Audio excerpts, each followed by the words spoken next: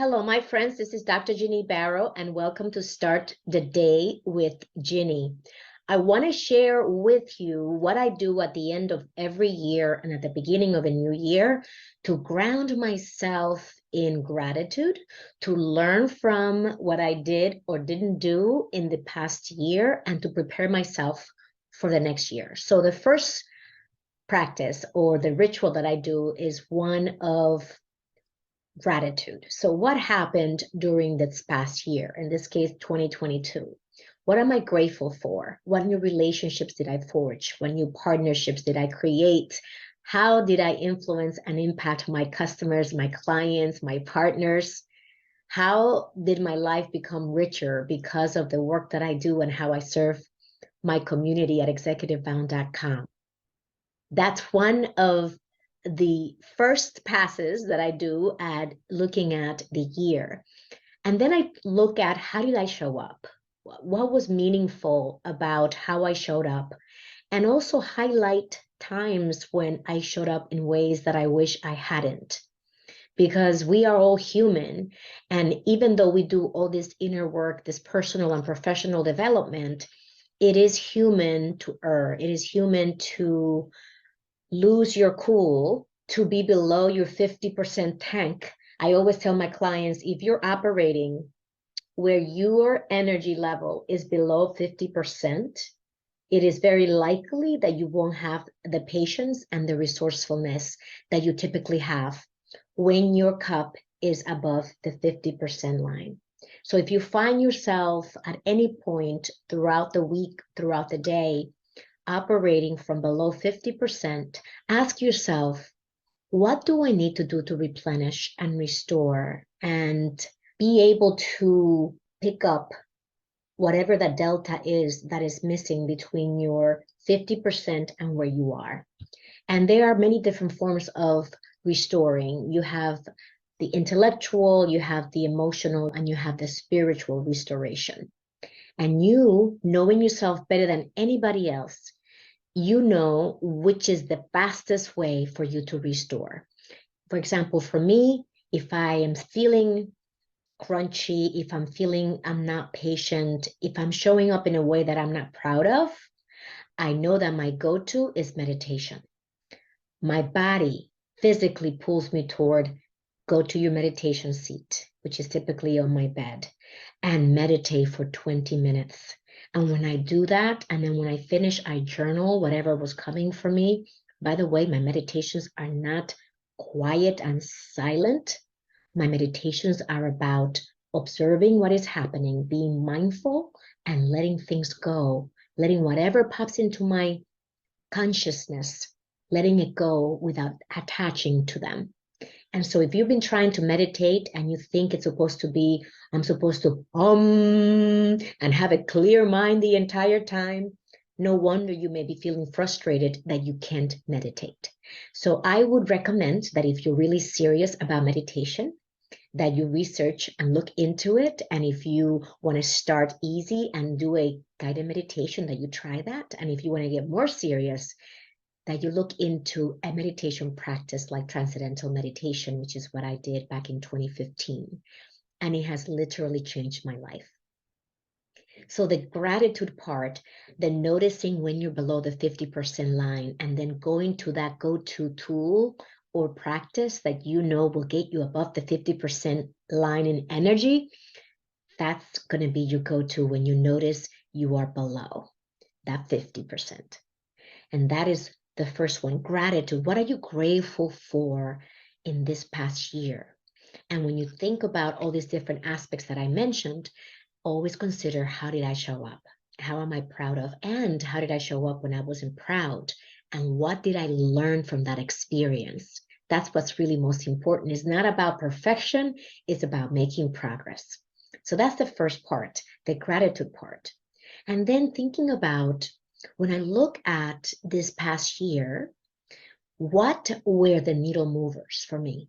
What made the most difference in my business? For example, if you're running your business or if you are in business in corporate, what were those milestones that we reached individually and as a team? How do you help the company grow and advance? How do you grow professionally and advance professionally?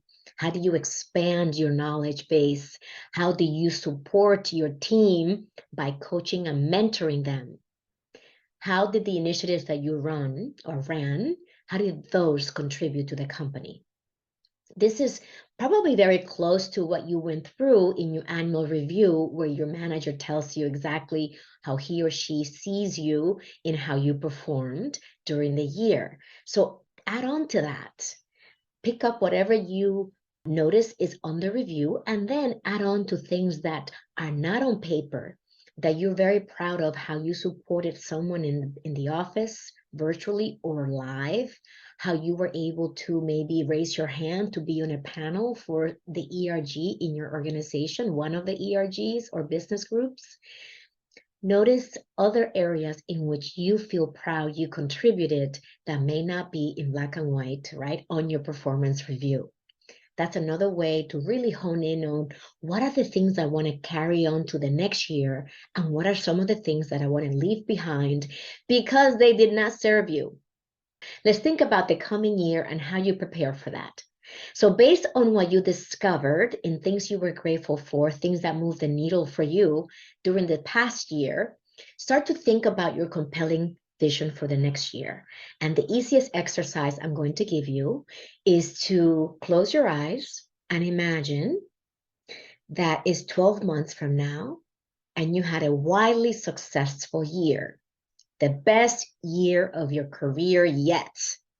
And I would like to invite you to write down all the things that come up for you when you envision this wildly successful year, and to speak those things as if they already happened. Based on what you create, look at the list and decide which of those things will bring you the biggest joy, the biggest fulfillment, that would have the biggest impact and significance in your career and in your life in the next 12 months. And those are the items that you're going to select to focus on for the coming year. So that's what I want to leave you with today.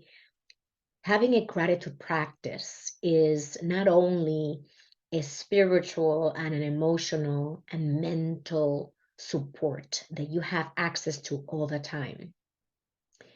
Brain science has shown that people that practice gratitude are more likely to have peak performances, because the hypothalamus, which is in your brain, is nice and fluffy, as I learned during one of my ECN breakout sessions. It's one of my networking events. And the hypothalamus in the back of your brain is nice and fluffy when you are grateful. And to the opposite of that, when you are thinking about worries and fear, the hypothalamus shrinks almost to an invisible size. And so what does that say? That there is a physical aspect of gratitude, that when you show up to work grateful for what is working, that doesn't mean that things are perfect. It doesn't mean that we don't have work to do, but it means that we are focusing on things that are happening that are good for the company, for the team, and that we are going to put our heads together to brainstorm and collaborate to make whatever problems we have in front of us disappear or lessen, because we are creative creatures. We are smart, we are talented, and we're going to use our talents and our zone of genius to support each other and solve real problems. Start a gratitude practice this new year if you don't have one, and it's very simple to do. At the beginning of the day, mention 3 things that you're grateful for. At the end of the day, mention 3 things that you're grateful for. And I would support you in saying, please try to get very specific. If you say, I'm just happy for my health, yes, it's wonderful, and that is something that's always on my list. However, I would like for you to get even more specific. I'm grateful that my mom, who's 77, is healthy today. I'm grateful that my friend who's going through chemotherapy is feeling good mentally about the process she's going through. I'm grateful that my brother and my nieces and nephews are doing well. I'm grateful that my nephew recently won one of his races in track, etc., etc., etc. And when we do that, we fill our heart, we fill our minds with this beautiful glow of love and gratitude. And that brings us into a whole new state of being and doing. So when we go at our jobs, when we interact with the people that we are interacting with daily, they feel that peace that we bring, that centeredness that we bring as leaders. They feel that. And the opposite is true too. When you're feeling frazzled and worried and fearful, the people around you feel that too. So let's choose to be in gratitude and notice how you feel. And based on that self-reflection, I invite you to continue to do it on a daily basis. And you will notice such a big difference in your life. Everything will be the same in the outside. What's going to be changing is what's happening in the inside. So with that, I'm going to leave you. Thank you for being in our community. Check out what we're up to at executivebound.com/events. And I look forward to speaking with you soon. Live with purpose, live with joy.